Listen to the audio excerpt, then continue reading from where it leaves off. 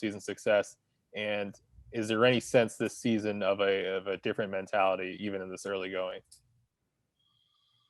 Well, I think just overall it's a weird year for everybody. So you kind of throw that out the window. But I mean, honestly, if the way Giolito pitched that first game, I was trying to replicate that. Obviously, it didn't go as planned. But if we clinch game 2, we're in the division series. So I take a lot of that blame going into game 3 because of the unknown of a lot of our guys not having playoff experience. But we got what we wanted. We got a playoff spot. Now, obviously, we wanted home field advantage for some of it, and that left a sour taste in my mouth, and that's something that I use for this off season just to get back to it and thinking about a bigger picture now this year with especially some of the added talent that we got too. So that's where I'm at, and I don't think it was really letting the foot off the gas. I think some guys were tired, but in that aspect, we got to keep pushing through. So, NBC Sports Chicago, Vinny Duber. Hey, Dallas, how are you? Good. How you doing, Vinny? Doing all right. You're one of the few guys in that room who've won a World Series. There's a few more now after this offseason. With everybody around camp seemingly up to the general manager talking about how the expectation is to go out and win the World Series. What can you provide? What kind of outlook do you take on someone who's gotten all the way there for a team, that's trying to do that? Well, it kind of makes everybody's jobs easier whenever the more experience you have in the room, and now the rotation's more solidified, and we got 3 starters who have pitched multiple, pretty much full seasons and more so. And then on the position player side, defensive side, there's the same. You got more solidified guys. Like I said, the playoff experience is there. I know there was no fans, but it still was that type of style. But it's just come in, get your work done. It's hey, we're not expecting to come out of the gate April 1st at 100% with everything going. It's going to be another interesting season with a full 162 plus. And my message is clear. It's just, hey, pitchers, let's not be bumping 98 right now. Let's ease our way in, because come May 1st, June 1st, that's when we want to go full bore instead of April 1st come out the gate, and then we're dragging some behind in September and October. Do you agree that anything less than winning it all would be a disappointment for you guys this year, the way you're set up?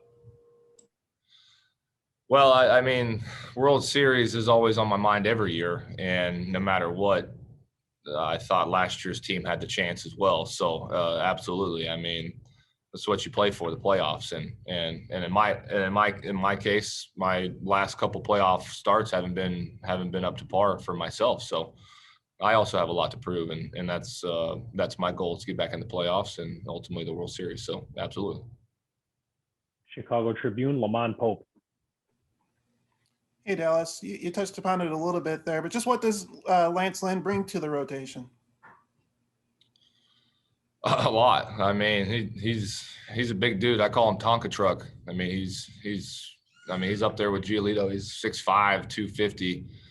I mean, he's just a hoss. He's a horse, and he's done it for a while. And he's got a repertoire, but it seems to be that he likes the fastball and throws it about 90% of the time. It's either a cut or a four seam. And I've watched him for years.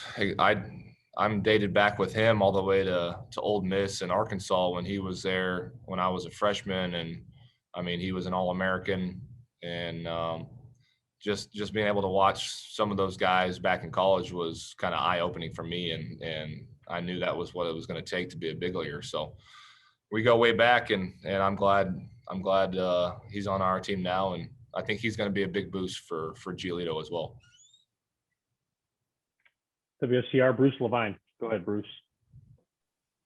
Dallas, the White Sox have had a tremendous amount of success over the last 15 or 20 years, taking their young starting pitchers and starting them out in the bullpen to get seasoned and just to break in. What are your thoughts on those great arms coming through and how they might impact your team as well this year? I mean, I'm a big component of hey, you're young, you passed the learning curve early.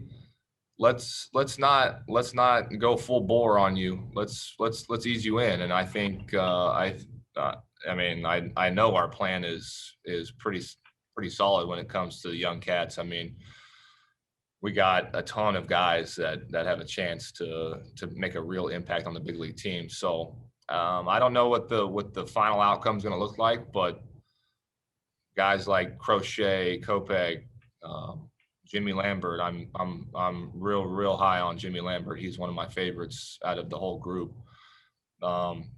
With these guys not throwing full seasons in the big leagues, especially without fans in the stands and that extra adrenaline boost and mental state with people cussing you out and stuff and throwing stuff at you. I mean, there's an extra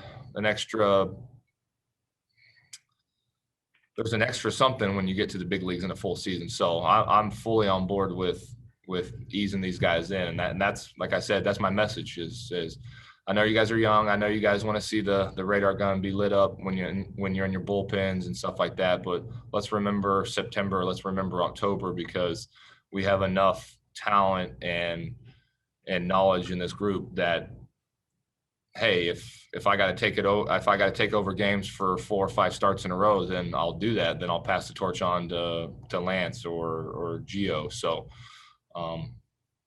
it's going to be a special time, and I'm glad to be a part of it. But I'm fully on board with some of these plans of taking these guys slow. Is there an intimidation factor for big league hitters or not when they know they're going to face a team that has great pitchers like you guys in the rotation, but also a nasty bullpen with 4 guys that throw 98 or more? I mean, I can't really speak for the position players, but I know as a starting pitcher going into a series, if take for instance the Indians, I mean, they've been pedigreed as great starting pitching to bullpen help. When we've gone into the Indians, I know I got to be on my game, because it's going to be a low scoring affair. And so speaking as a starting pitcher, I know it weighs a little bit on the other starters, and it's going to be nice this year and hopefully moving forward that we're going to have that type of effect on other teams. MLB.com, Scott Merkin. Hey, Dallas, you just mentioned Jimmy Lambert. That's kind of an interesting comment. What do you like about him besides from what you saw, in the little work he did last year with you guys? Well, I mean, there's a lot of things. I look at the little things in guys, especially young guys that have a little bit of the knowledge upstairs, more so than the other guys. I mean, when you're talking about talent, there's guys that stand out to you like Garrett. I mean, he's throwing 97, but he's also, 6'4", 6'5", and or even bigger than that, I think. So with Jimmy, I mean, he's if you see him on the street, you don't really see him as a prototypical athlete, but the competitive edge is there, and like I said, the knowledge is there. But the way the ball comes out of his hand is so heavy, you don't expect that from a guy who's sitting 6 foot and 180. I mean, the breaking ball's plus, change up is there. So I mean, he's got 3+ pitches that at a early age is advanced. And I think the mental mindset is also there. So I'm just anxious for him to kind of have a healthy first full season in there to see kind of what he's going to be doing. But just peripherally, I see a lot more than I think most, and that's why I like Lambert so much. But I probably shouldn't say a lot in the media, because then other teams might want to trade for him or something. Chicago Sun-Times, Daryl Van Schouwen. Dallas, I think you said Lance will make Giolito better or will be good for him. In what ways? Well, probably, I mean, in the context would be obviously first and foremost would be on the field. I mean, the stature, the way they look is very similar. The way they go about their business is the same. Lance has a few more years on Giolito, but then you go into the clubhouse, the days in between your starts, the makeup of what you need to do, what you don't need to do, what works for some guys, what doesn't. Giolito's still young enough where he has his own routine and it's good, but you also can start picking guys' brains with what they do, what they like, what they don't like. And that's what I've done.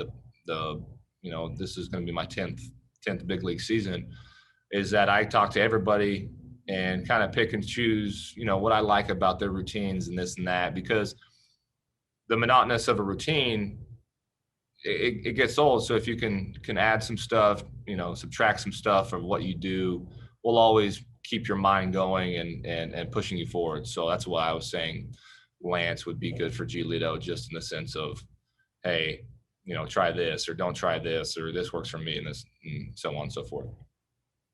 Cheryl raced out. Hi, Dallas. How you doing? Good, Cheryl. Got a question. After last year having a condensed season, everything going on, the emotions and everything going back and forth, was there any residual effects that you felt in the off season going into this training camp? Yeah, I mean, the mental mindset was probably at an all-time high of just relief, I guess. A lot of stress going in every day, knowing somebody could have COVID or just be sick. I mean, it was almost like if you had a cough, you couldn't even go to the park. And that's really taxing, to be honest with you, because you put so much work into what you love to do and what you're paid to do, and you want to perform for not only the team that you're representing, but the fans in general and the people that love the sport. So not having fans was huge, but it was just a relief. And I think I probably gained a year or two back on my life, just knowing that I did everything I could to stay on the field, be safe, and try to perform my best for people that weren't in the stands and fans and just for the city. So that was a big mental relief. Do you think MLB's done enough to make you feel comfortable this season? I mean, I think everybody's a little bit more comfortable because the knowledge is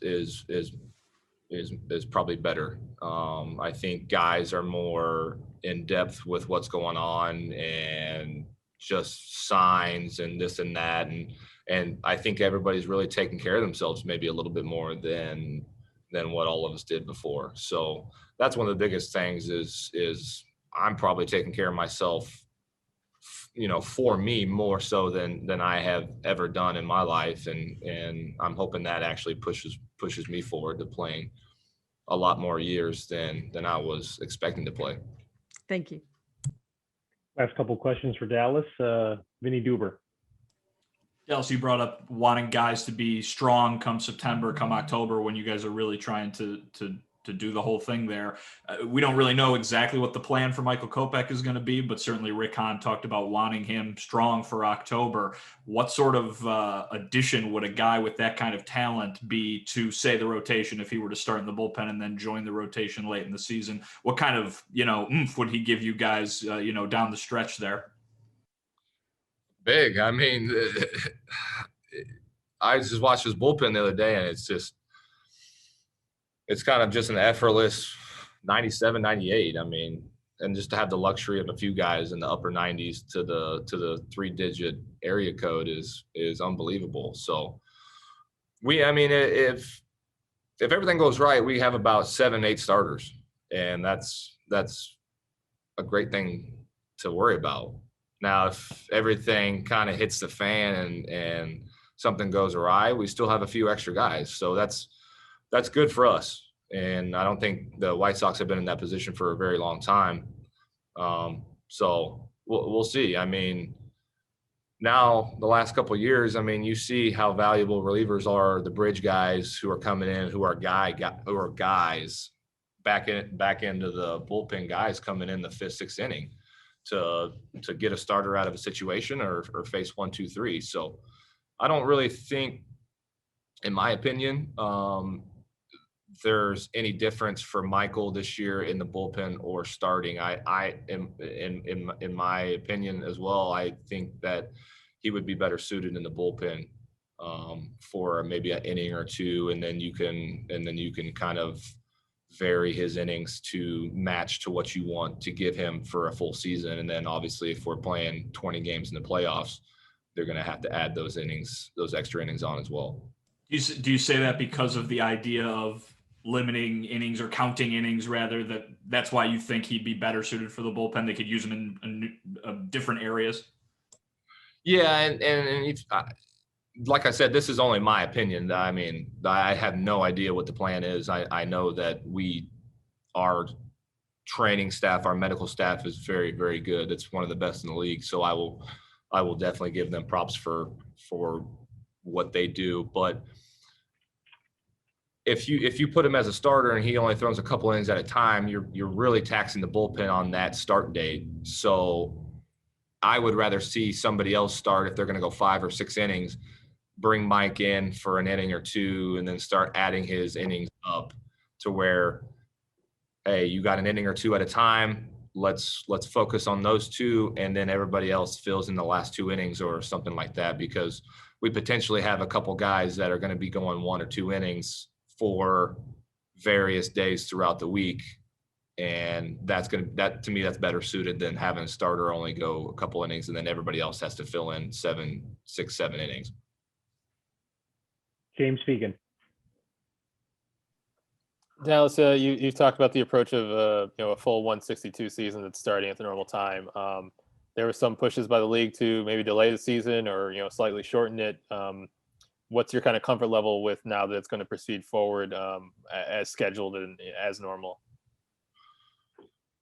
I mean, I think the shortened season was kind of nonsense. I mean, you look at basketball now. I understand that we're playing every day, so it's a little bit different in the way that we're going to be showing up to the park every day. But we have more knowledge of everything going on around the world, and the safety protocols are in position to help us.